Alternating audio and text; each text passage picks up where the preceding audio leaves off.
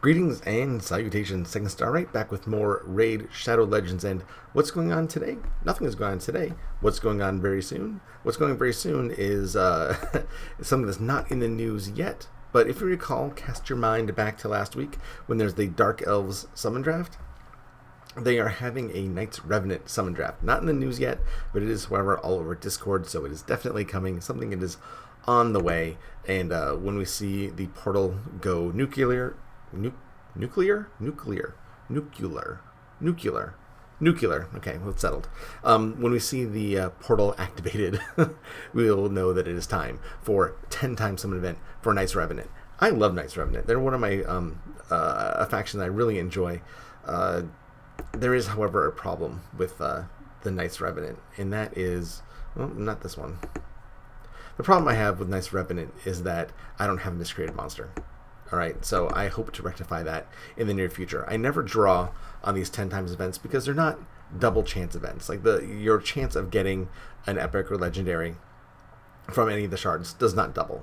But if you happen to draw an epic or a legendary, then you have a 10 times greater chance that it's one of these champions that they've increased the rates on to 10 times chance to get them. So while it doesn't increase your chance of getting an epic or legendary, it will increase your odds of getting one of these epics or legendaries. Again, I ordinarily I couldn't care less, and I don't participate, but Frank is up for grabs, guys. Frank, one of the best epics in the game. I blame my lack of Frank for my lack of progress in Spiders 20. I'm gonna come out right here and say it. It's Frank's fault. It's not my fault. It's Frank's fault that he doesn't exist on my roster. He's a crazy, crazy champion. Look at his A1. Attacks the enemy twice. Each hit has a 15% chance of placing a stun for one turn. And you can get that up to, 25%, right? It has a 50% chance of placing a 60% decreased defense debuff for one turn if the stun debuff is placed. So already kind of crazy. The only saving grace is that he's hit point based champ and they kind of tend to hit a little bit light, but still, it's a wacky A1. And his A2 doubles down on the stuns. Attacks all enemies. 50% chance of placing a stun debuff for a turn. Then places a shield buff on all allies for 3 turns. 3 turns equal to 25% of the damage inflicted. Crazy, right? And you can get that down to 3 turn cooldown. Come on, man. And then his A3 places a 50% ally protection buff on all allies except this champion for 3 turns. So 3 turn ally protect on a 6 turn cooldown. They can get down to 4 turns, and it also heals this champion by 50% of the max hit points, and places a 15% continuous heal on him for 3 turns. So he's got ally protect, he's got shields, he's got stuns, he's got continuous heal. It's nuts. And I haven't even gotten to his passive yet. I'm not done talking yet. There's more. His Spooky Groan is a passive. Places a fear debuff on the attacker for 1 turn whenever an ally is attacked while under an ally protection buff. Come on, man. It's nuts. Miscreated Monster is just a fantastic champion. I've coveted him since he came out in October. And full disclosure, out of all the Halloween champions, I thought he was going to be the one that was like the least wanted. I was wrong on that. He actually ends up being absolutely amazing.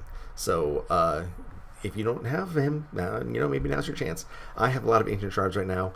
I will probably, let's be honest, I'll probably drop some trying to get a Frank because I have had 0 luck lately. Okay, so moving on. Another one in the draft is Doompriest. Doompriest I have a bit of nostalgia for because my first sacred shard on my free-to-play account was Doompriest. I just happen to remember that. She's really good. One of the better healing epics in the game. Let's go over A1. Attacks an enemy. If the hit is critical, places a 15% increased crit rate on a random ally for 2 turns. So kind of weird that it's a random ally. You can't really build lessen your crit builds because you have Doompriest on your team, unfortunately. But it is a nice bonus.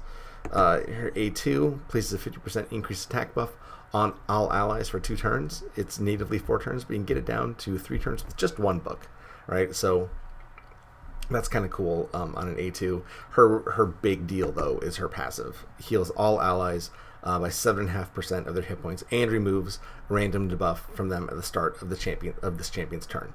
So, whenever you have, going through some content with some irritating random debuffs in it, Doompriest will take one off every champion on your roster, on your team, in that content, in that battle, in that whatever, every turn. So amazing. Plus, she also has an increased force ally speed in all battles by 15%. Now, the force ally is kind of weird, but still early mid game, if you have a bunch of force champions that you're using, she doesn't make a bad lead. So that is something to consider. Doompriest is pretty good, and also very tanky. She is support, but she has a decent amount of defense and a decent amount of hit points at her level, so she's definitely can take some hits and take some damage. Doompriest is pretty good. Okay, Faceless. I recently acquired Faceless on both my accounts. No, Lua I got on both accounts. So Faceless I have on this account, on my main account.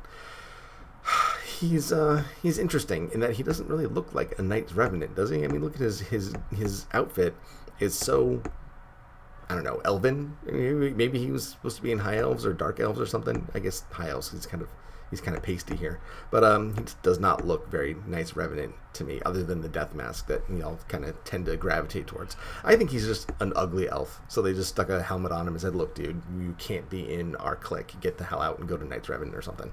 So I think that's why he's here. He's like, "Oh, I'm hideous. I'm not Tom Brady or whatever. I don't know." He's not. He's a weird fit for Knight Revenant as far as his outfit's concerned. His skill set, however, is very cool. I really dig it.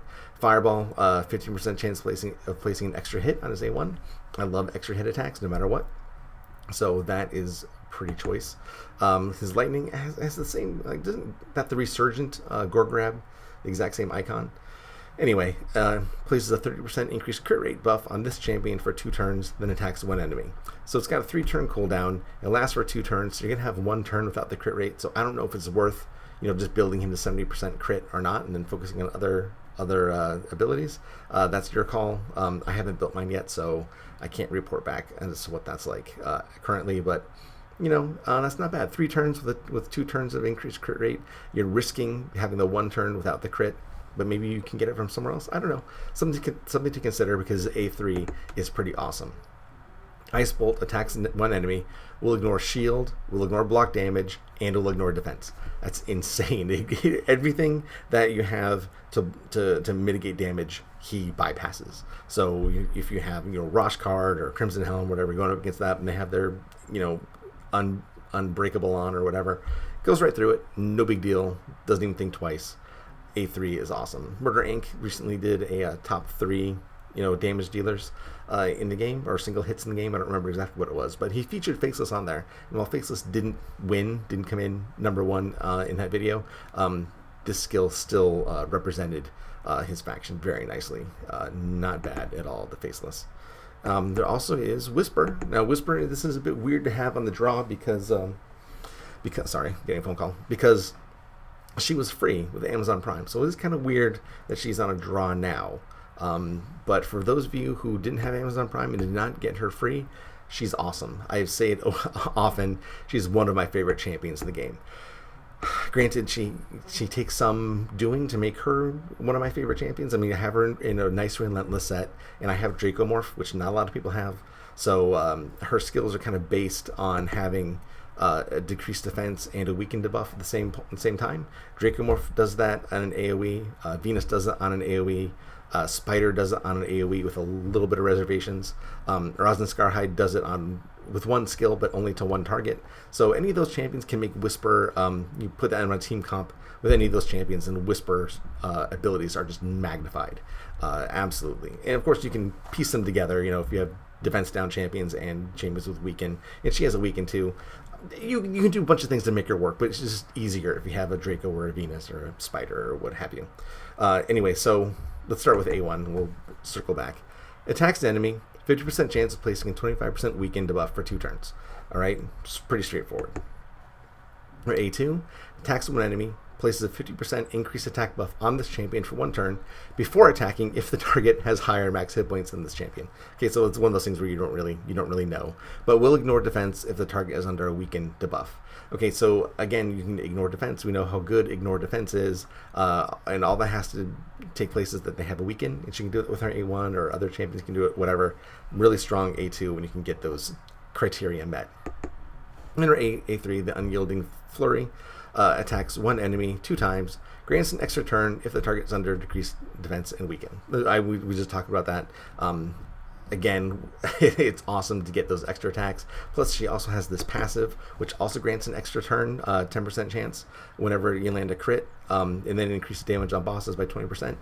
So you can see how these skills all line up and all the things that you can do to maximize it. Now, they recently nerfed your Relentless set, so theoretically they're not supposed to go, as ham as they have been, but I've still seen her wipe out an entire wave in a dungeon by herself. Right, you go in a potion keep or whatever, and just level 15, and she kills everyone, and no one else even needs to take a turn. It's happened. It still happens today. It happened to me just a couple days ago. I was watching. I was like, I wish I was recording that because that shit is awesome. Anyway, Whisper is one of my favorite champions just because of that. She's so much fun to play with. But again, you kind of need to meet a certain standard before she really excels. So if you already have all the stuff and you don't have a Whisper, it might be worth trying to get a Whisper just for that, because man, it is awesome. All right, so moving on to the legendaries. We have the legendary Bystofus. I don't know why he's so blue. I mean, he's so blue. He's a little cartoony, right? But I like the way he looks. He's a very cool looking champion. I love the headdress. I love the I don't know what this hole is here in his stomach. Is that his navel laser? I believe that's his navel laser.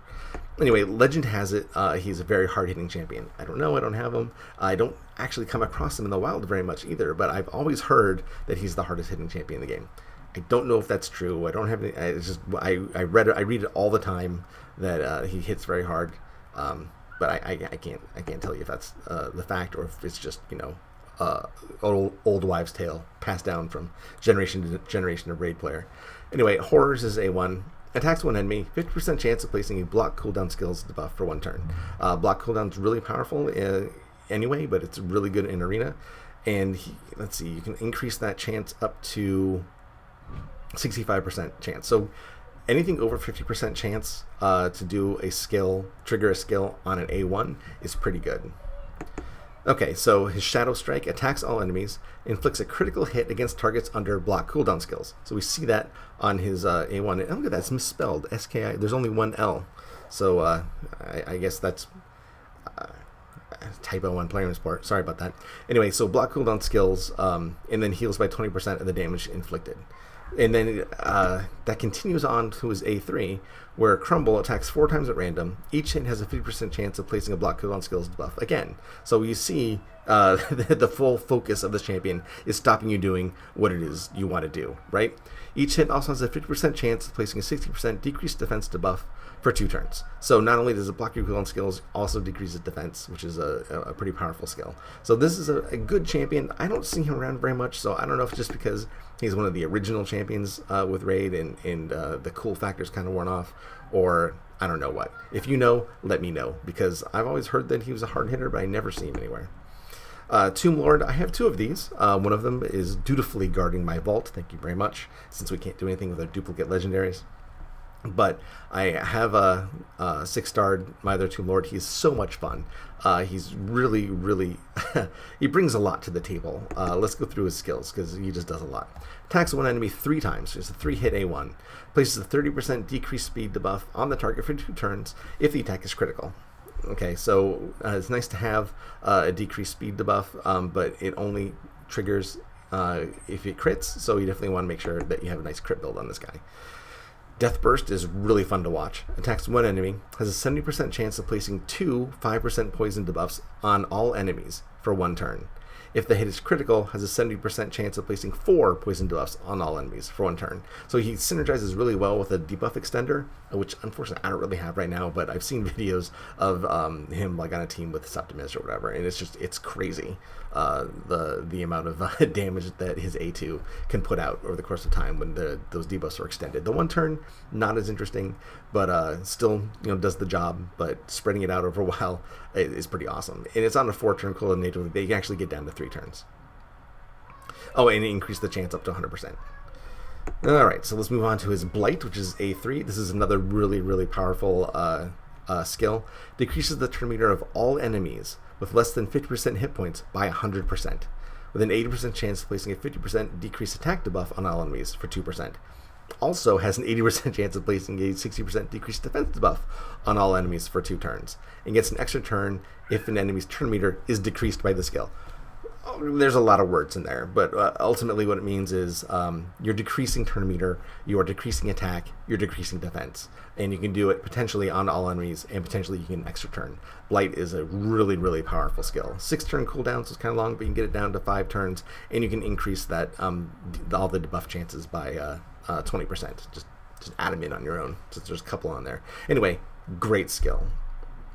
Tomb Lord is a lot of fun. He's recently buffed. I don't know what he was like pre-buff. I didn't have him then. I got my Tomb Lord post-buff, so I don't really have a frame of reference, but he's definitely very viable now. All right, next up we have Soulless. Soulless I hate. I hate Soulless, and that's not because I covet Soulless. I want him on my team. I don't know. The point is that I see him in arena teams, and I'm like, oh, we have a crap legendary. Let me go through here, and we'll run through this right quick, and I'll get my victory. And it just never works out like that. What happens is I end up just bashing my head against his impressive shield here, doing hardly any damage. Eventually, all my champions will die except for like 1, and then I'll just quit the battle because it'll just be my guy and then Soulless, and we're the only 2 left, and I won't want to play anymore. I'll get bored after like 7 minutes, and I'll leave the battle. It's crazy. He's so tanky. He's got a really high native defense, pretty high attack too for a defense-based champion. A decent amount of hit points. He's got a faction crypts defense by 44%, which is kind of crazy if you take him into faction crypts, which is why a lot of people are probably drawing during this event is to fill out their faction crypts team. He's crazy, and he doesn't let you do anything. Let's go through his skill set. Bewildering Blow attacks one enemy, 35% chance of placing a stun for 1 turn. So he has a 35% chance that you can get up to 50% chance on his A1. Stuns on A1 are pretty powerful. Attacks 3 times at random on his A2, Wave of Despair. Each hit has a 75% chance to remove a buff. Okay, that already stinks that you can remove a buff at such a high percent chance. I actually get it up to 100% chance. And then places a Provoke for one turn if a debuff is removed. So if you buffed up your team, he can potentially take 3 of your 3 of your teammates, take off a buff, and then provoke them. It's a huge pain. And then it gets worse because his Reign of Terror A3 attacks all enemies, increases the duration of all debuffs on each target by a turn, then places a Provoke on all enemies for a turn, places a shield on this champion for 2 turns, equal to 30% of the damage inflicted, and then the damage increases by 10% for each buff on the target. It's a lot, man. Soulless does a lot of little irritating things that make it so that when I see Soulless on there, I think twice about attacking, just because I know it's going to take forever to get through it. Without planning ahead for him, in advance. And hardly anyone plans ahead for Soulless because he's not super common in the arena. Although, man, when I see him, it's just a pain in the butt. Okay, so there is one more. Oh, who is it? Who's the last champion? Oh yeah, Hegemon. This is the one, of course, that everyone wants. He's a broken champion, as far as I'm concerned. I don't know why they even put this skill in the game. And of course, we're all talking about his passive that allows him to always go first in every round. Unless, of course, he's up against another Hegemon, in which case they have to skill for speed, build for speed anyway. It's dumb. This is a dumb champion. I don't like that he's in the game. I don't have one, so I'm not coming from a place of jealousy or enviousness. I don't really play arena, so I don't really care all that much. But people spent, when he was an award for a tournament a while back, people spent thousands of dollars.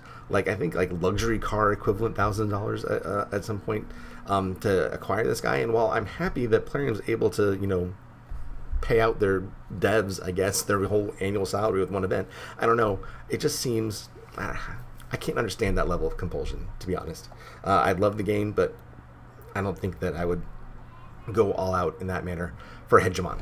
That said, if you want one, this might be the time to try, given that you have a 10 times greater chance to get Hegemon, and you might not even have to spend thousands of dollars or trade in your Jaguar or whatever to get a Hegemon. I don't know. It's crazy. In case you're unaware of what he does, Graves Grasp is A1, attacks twice at random. Each hit has a 35% chance of placing a 30% decreased speed debuff for 2 turns. Okay, and you actually get that debuff chance up to, what is that, 20, 45, 55%, something like that? I don't know, it's math. The real key, though, is that usually when you're going up against him in arena, he will do his A2 first. Of course, he's going to, if you don't have a Hegemon, he's going to go first. The first thing he does is AoE placing a 50% decreased attack debuff for 2 turns on your whole team, with also a 50% chance of placing a block cooldown skills for 2 turns. So what could potentially happen is your entire team has a block cooldown skills, or maybe if 1 or 2 doesn't land the debuff, you still get a 50% decreased attack. So anyone who can do anything with their A1 or whatever can only do it at half their effectiveness. It's a pain. He's a stupid champion. I hate Hegemon. Increased crit rate in all battles. His aura is great. I love having increased crit rate in all battles. I don't know. I still don't like Hegemon. But, if you want him, this is the time to get him, I guess, if you want to take a shot. But I'm not a Hegemon fan. I wish it wasn't in the game. Let's just be honest. I think that his passive is stupid. It's a stupid thing to do, and I don't like it. There. I've said my piece. Your mileage may vary, okay? If you like Hegemon, I don't care. Like Hegemon.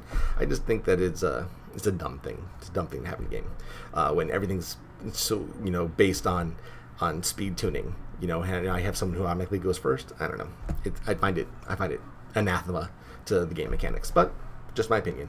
Anyway, let me know what you do. I'm gonna probably throw some shards into Stargate over there to see if I can get a Frank. That's what I really want. Let me know what you're gonna do. Let me know if you're gonna do nothing. That's probably gonna be the consensus, because it's not a double opportunity, double summons chance opportunity. It's just a 10 times to get these guys. So the efficiency is not there, but I may at this point eschew efficiency just to get a Frank. We'll see what happens.